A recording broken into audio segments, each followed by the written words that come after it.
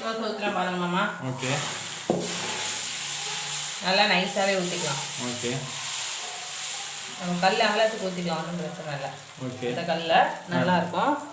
கொஞ்சம் எண்ணெய் ஊற்றிக்கலாம் லைட்டாக. இப்போ இதை மூடிக்கலாம், வேகட்டும். கொஞ்சம் வெந்ததுக்கப்புறம் சட்னி வச்சு மசாலா வச்சு தோசை பரட்டி போட்டு எடுத்துடலாம்.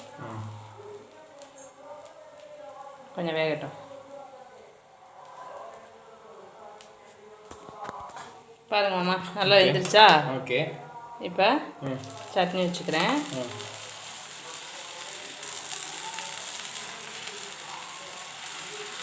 சூப்பராக இருக்கா? இப்போ மசாலா எடுத்து வச்சுக்குவோம்.